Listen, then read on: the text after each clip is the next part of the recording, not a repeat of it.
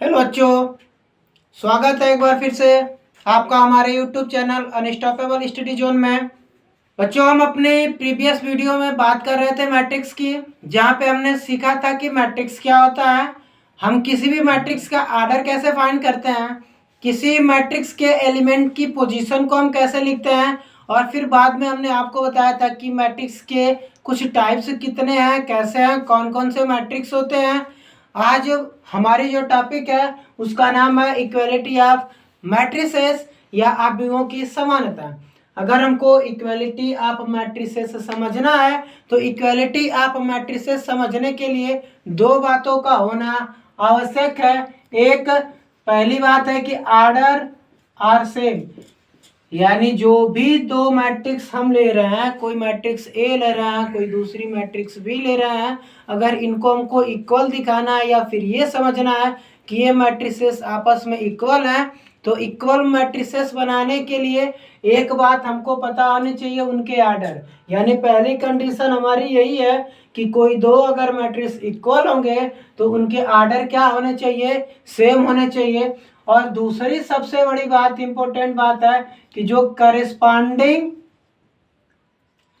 भी corresponding position के element हो, वो करेस्पॉन्डिंग एलिमेंट्स आपस में क्या होने चाहिए, इक्वल होने चाहिए।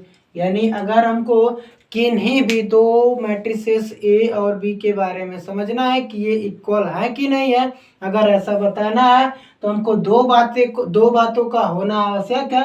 पहली बात कि जो भी मैट्रिसेस, दो गिवन मैट्रिसेस हैं, उनके आर्डर क्या होने चाहिए, सेम होने चाहिए। और जो भी करेस्पॉन्डिंग पोजीशन के एलिमेंट हो वो क्या होने चाहिए, इक्वल होने चाहिए। जैसे मैं एक मैट्रिक्स ले लूं जिसके कुछ एलिमेंट्स लिख दूं, फिर एक मैट्रिक्स मैं और ले लूं जिसके कुछ एलिमेंट लिख दूं।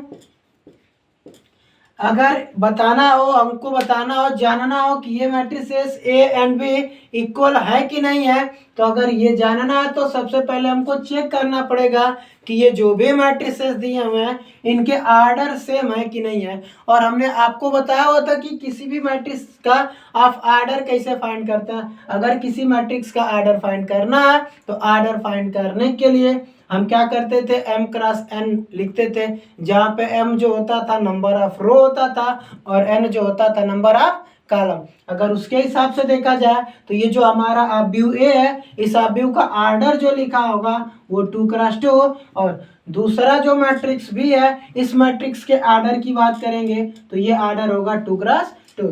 यानी पहली वाली जो हमारी कंडीशन है वो फुलफिल हो चुकी कि ये मैट्रिक्स जो समान होने चाहिए, तो पहला उनका जो है कि आर्डर सेम होना चाहिए, आर्डर सेम हो गया। दूसरी बात कि ये जो मैट्रिक्स है इनके करेस्पॉन्डिंग पोजीशन के एलिमेंट इक्वल होने चाहिए।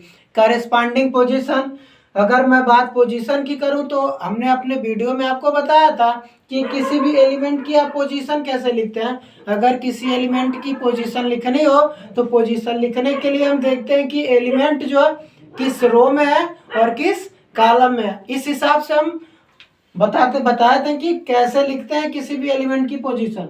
और अगर करेस्पॉन्डिंग की बात करें तो दोनों एलिमेंट्स के क्या होने चाहिए, पोजीशन सेम होने चाहिए। अगर कोई एलिमेंट्स ऐसे हैं जिनके पोजीशन सेम हो तो इस प्रकार के एलिमेंट्स को हम कहते हैं करेस्पॉन्डिंग एलिमेंट। और करेस्पॉन्डिंग एलिमेंट आपस में इक्वल हो, ये हमारी है दूसरी कंडीशन।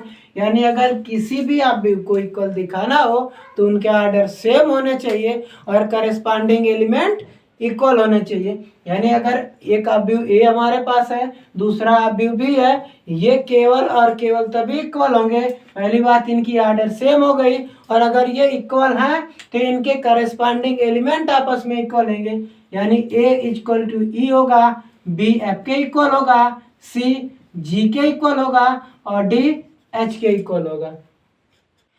आइए क्वेश्चन सॉल्व करते हैं इक्वलिटी ऑफ मैट्रिसेस पे।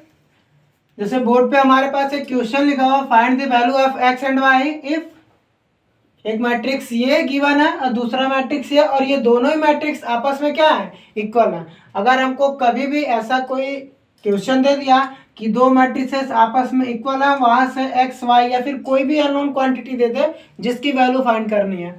हमने अभी अभी आपको बताया कि अगर दो मैट्रिसेस गिवन है तो ये दोनों मैट्रिसेस एक दूसरे के इक्वल तभी होंगे जब इनके आर्डर सेम हो और इनके करस्पॉन्डिंग एलिमेंट जो आपस में इक्वल हैं। एक बात तो सत्य है कि अगर ये दो मैट्रिसेस आपस में इक्वल हैं तो ये केवल और केवल तभी हो सकता है जब इनके आर्डर सेम हो। अगर यानी ये अगर इक्वल दिया हुआ तो इनके आर्डर सेम होंगे ही होंगे, और दूसरी चीज कि इनके करस्पॉन्डिंग एलिमेंट जो होंगे वो भी आपस में क्या होंगे, इक्वल होंगे। अगर इस हिसाब से देखा जाए तो 2x+1 जो होगा वो x+3 के इक्वल होगा, ये हमारा इक्वेशन नंबर 1 हुआ।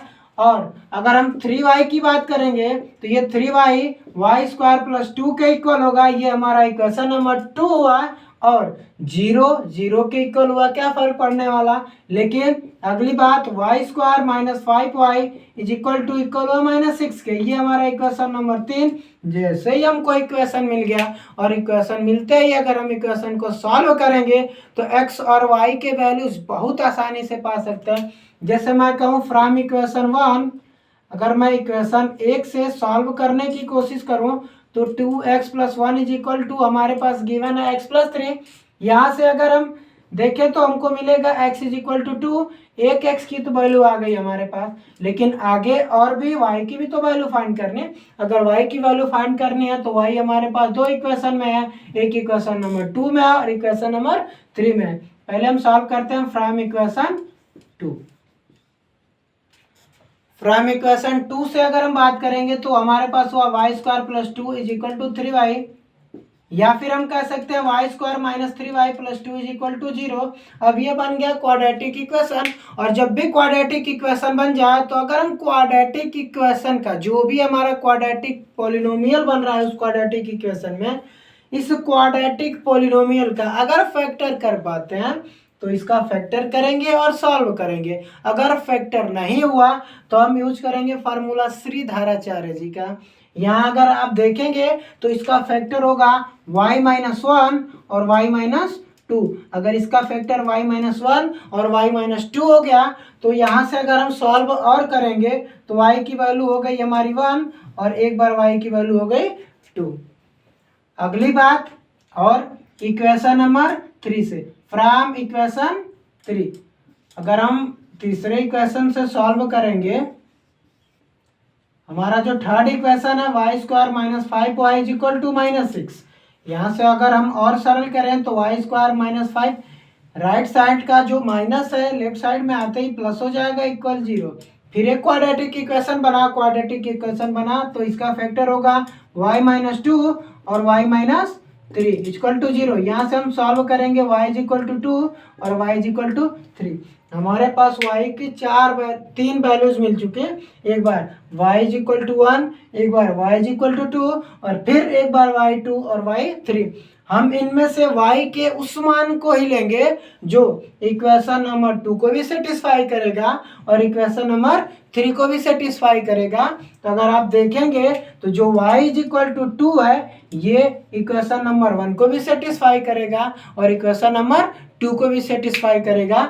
यहाँ से हमको पता चल गया कि x की वैल्यू हमारी हो गई 2 और y की वैल्यू हो गई 2।